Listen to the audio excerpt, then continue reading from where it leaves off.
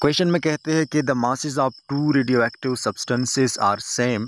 दो radio active substances की masses same है और मासेस से इनका मतलब है कि इनिशियल अमाउंट जो इनिशियल प्रेजेंट अमाउंट है वो दोनों का सेम है। अगर एक 50 ग्राम है तो दूसरा भी 50 ग्राम है।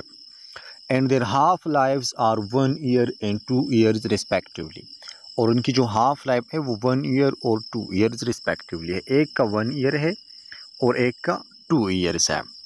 द एक्टिव रिमेनिंग, ये एक्चुअली एक्टिविटी है, ठीक है, ये एक्टिव नहीं, ये एक्टिविटी है। मतलब जो रिमेनिंग अमाउंट है, जो हाफ लाइफ गुजरने के बाद जो अमाउंट रह जाती है उसको हम एक्टिविटी बोलते हैं।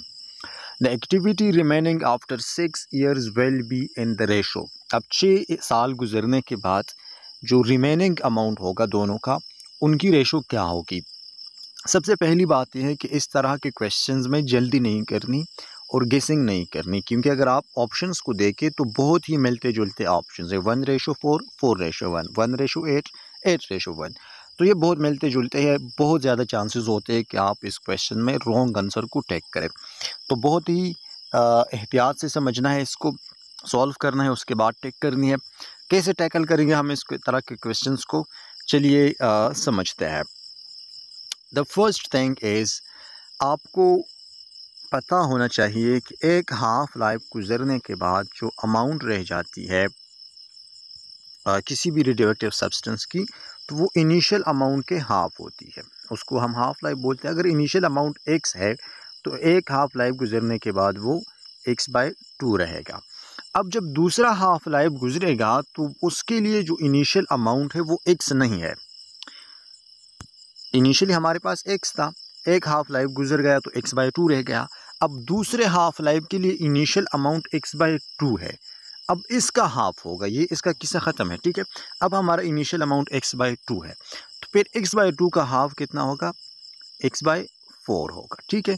और इसके लिए एक जनरल फार्मूला है। अगर फिर थर्ड टाइम हाफ लाइफ आएगी, 4 टाइम आएगी, 5 टाइम आएगी, तो इसके लिए जनरल रूल ये है कि जो इनिशियल अमाउंट प्रेजेंट हो x, तो इन नंबर ऑफ हाफ लाइफ अगर गुजरे तो अमाउंट रहेगा 2n, स्मॉल n, ठीक है।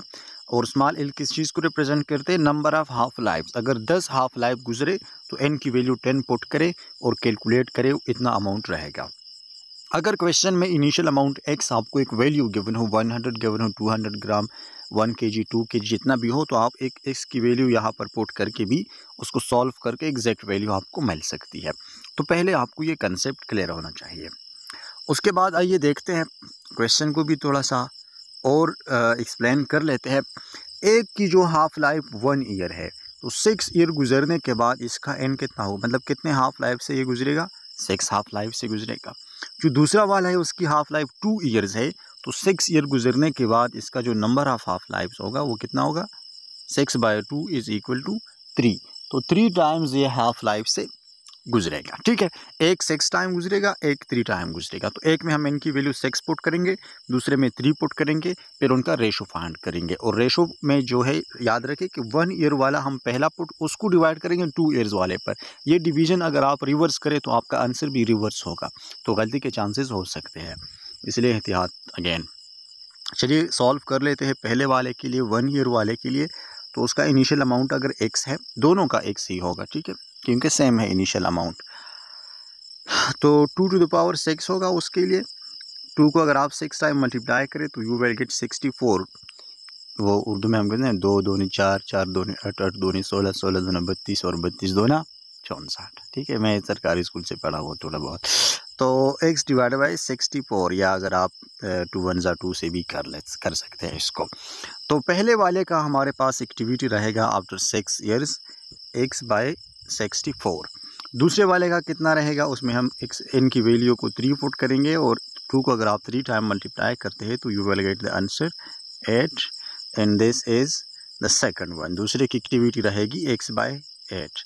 अब हम क्या करेंगे, सिंपली x/64 को डिवाइड करेंगे x/8 पर।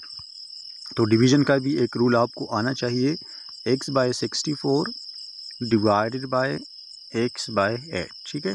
और डिवीजन का रूल क्या है, जब आप फ्रैक्शंस को डिवाइड करते हैं एक दूसरे पर, तो इस डिवीजन के साइन को हम कन्वर्ट करते हैं या इसको रिप्लेस करते हैं मल्टीप्लिकेशन के साइन से, ठीक है। और फिर उसका रूल ये है कि ये नीचे वाला 8 ऊपर चला जाएगा और ऊपर वाला x नीचे आएगा। ये डिवीजन का रूल है। तो चलिए कर लेते हैं। पहला वाला टर्म उसी तरह ही रहेगा, x/64 ही रहेगा, दरमियान में मल्टीप्लिकेशन आ जाएगा और ये उल्टा हो जाएगा, 8/x हो जाएगा। तो अब थोड़ा सा सिंप्लीफाई कर लेते हैं। x के साथ कैंसिल हो जाएगा, 8 1 ज़ा 8 और 8 को 8 के साथ मल्टीप्लाई करके 64 मिल जाता है। तो द आंसर इज़ 1/8 या 1:8, जो कि हमारा आंसर होगा इस केस में। कि कौन सा वाला ऑप्शन है, 1:8, सी वाला ऑप्शन करेक्ट आंसर है। ठीक है, और रिमेंबर कल से हम लाइव क्लासेस स्टार्ट कर रहे हैं, जिसमें हम इम्पोर्टेंट जो रिकमेंडेड प्रैक्टिस बुक्स MD-CAT के और पास्ट पेपर्स वो सॉल्व करेंगे। डिटेल्स में से वो सेंड कर दूंगा। ठीक है, तो उसमें भी पार्टिसिपेट ज़रूर करें।